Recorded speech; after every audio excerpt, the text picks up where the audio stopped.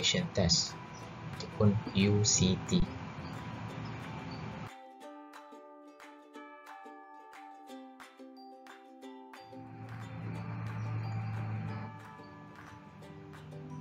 Okey. Untuk example bagi Unconfined Compression Test diambil dari modul muka surat 8 unit 3. So berdasarkan soalan, when an unconfined compression test is conducted on a cylinder of soil, it fails under axial stress of 1.4 kg per centimeter square. The failure planes makes an angle of 54 degrees with the horizontal. Determine the cohesion and angle of shearing resistance of the soil sample. Okey, berdasarkan kepada soalan ni, tips bagi soalan UCT ni adalah pertama kita keluarkan maklumat yang diberi. Okey, berdasarkan soalan, maklumat yang diberi yang pertama adalah test tersebut, iaitu test tersebut adalah Unconfined Compression Test, iaitu ataupun kita panggil UCT. Okay, maklumat yang kedua yang diberi adalah nilai. Yang pertama adalah nilai axial stress, adalah 1.4 kg per centimeter square. Okay, axial stress. Dan diberi angle, theta sama dengan 54 darjah. Okey. Jadi apa yang kita nak cari adalah, soalan minta kita cari determine the cohesion. Okay, the cohesion simbol dia C. And angle of shearing resistance. Angle of shearing resistance, iaitu simbol dia adalah V. Okey, apa yang perlu kita buat adalah, yang pertama, kita kena, since it is unconfined compression test, the axial stress under which the sample fails is 1.4 kg per centimeter square, equal to deviator stress. Okay, so di highlight kat sini, dia bagi nilai axial stress sama dengan deviator stress. Apa itu deviator stress? Deviator stress adalah principal stress difference, iaitu perbezaan di antara major and minor principle in a triaxial test. Sebab tu di sini kalau awak tengok simbol sigma ni, sigma 1, iaitu mewakili stress 1 tolak stress 3. So ini adalah nilai perbezaan. Okay, so dapat 1.4. But stress 3 ni, sigma 3 ni sama dengan 0, sigma 1 sama dengan 1.4. Okay, so sigma ni kita akan letak pada paksi X nanti. Okay, jadi menggunakan principal stresses, draw more stress circle. Okay, jadi kita kena buat more stress circle lah. Okay, apa step yang perlu kita buat? Berdasarkan principal stress, kita perlu membuat more stress circle. Pertama, kita kena sediakan satu kertas graf lah. Okay, seterusnya kita perlu draw paksi X dan paksi Y. Okay, kita kena draw paksi X dan paksi Y. Okay, untuk UCT, paksi X mewakili stress, okay, ataupun sigma, dan paksi Y mewakili nilai tau. Okay. Seterusnya kita perlu draw dia punya skala. Okay, skala berdasarkan soalan ni, skala mengikut nilai sigma yang kita dapat daripada soalan tadi lah. So sigma kita yang paling besar adalah 1.4. So sigma berada pada paksi X. So saya buat maksimum adalah 1.6. So untuk nilai tau kita buat sampai nilai 1. Apa yang paling penting kat sini, bagi skala perlu bermula daripada 0 dan dia punya sela ni mesti sama.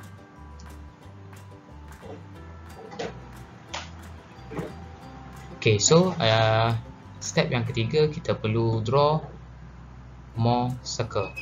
Okay, more circle kita dah ada nilai sigma 3 sama dengan 0 dan sigma 1 sama dengan 1.4. So sigma 1 berada di sini. Okay, kita tandakan titik ada di situ dan sigma 3 berada di titik 0. So kita kedua-dua titik kita dah dapat, kita kena draw menggunakan jangka lukis. Jadi untuk draw semicircle ni kita perlu cari titik tengah.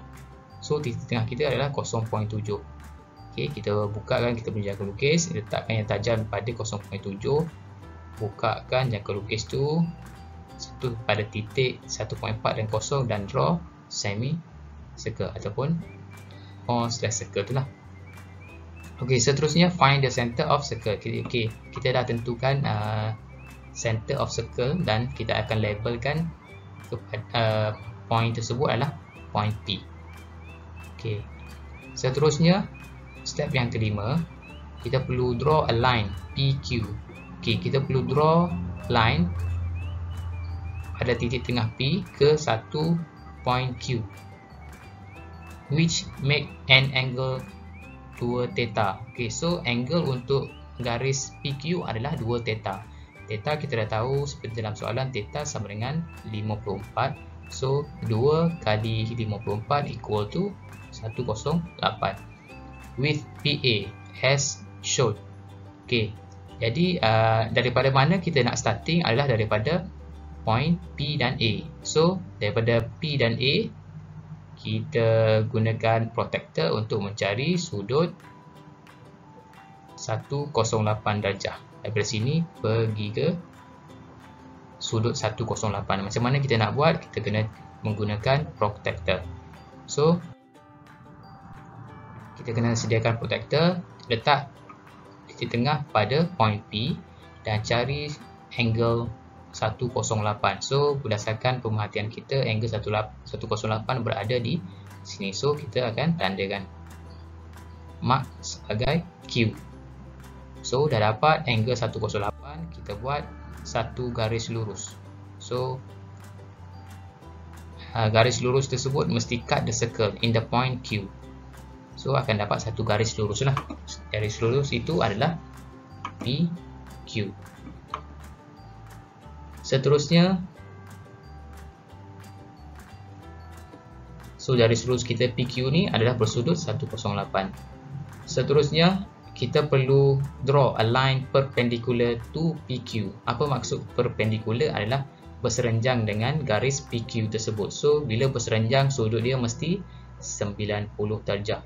And let this line cut the tau axis in R. So biarkan garis tersebut bersilang di antara paksi tau axis ini, iaitu paksi Y lah, dan kita namekan dia sebagai R. Okey, macam mana kita nak buat? Kita perlu menggunakan protractor untuk mencari garis perpendicular tu. So 90 darjah. So kita markkan di sini.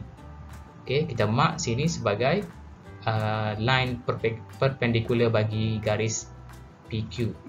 So kita buat satu garis, cut the line in Y axis. So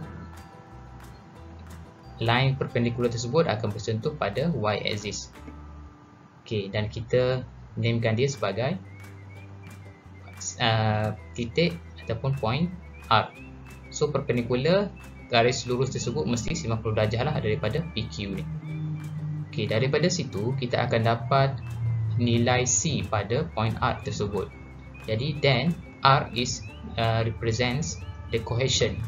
Itu nilai C pada point R tersebut, kita akan dapat nilai C. Berdasarkan graf yang kita dapat ni, nilai C ataupun R ni adalah cohesion sama dengan C sama dengan 0.5 kg per cm². So kita dah menjawab persoalan yang pertama, untuk mencari nilai cohesion sama dengan 0.5 kg per cm². Itu nilai C. Seterusnya, kita perlu mencari the angle made by RQ tersebut. So angle bagi garis yang berserenjang ini, perpendicular ni, kita akan cari. Dia akan mewakili angle of shearing resistance ataupun angle of internal friction. Macam mana kita nak cari? Kita perlu mencari sudut garisan tersebut menggunakan protractor. So kita kena buat satu garisan lurus pada paksi X dan kita cari sudut garisan tersebut mewakili horizontal represent the angle of shearing. So kita perlu menggunakan protractor. Letak protractor pada titik tengah pada hujung ni dan kita cari sudut garis tersebut. So berdasarkan graf tersebut menggunakan protractor, nilai cohesion ataupun nilai shearing resistance bersamaan dengan 7+. Okey, iaitu nilai effective friction angle ataupun friction angle tersebut. So kesimpulan dia, berdasarkan soalan tersebut, kita dah dapat two value obtained from this diagram. Kita dah dapat dua nilai berdasarkan graf yang kita dah buat. So nilai cohesion sama dengan 0.5 kg per cm² dan angle of internal friction sama dengan 17 darjah. Okey, itu saja. Sekian.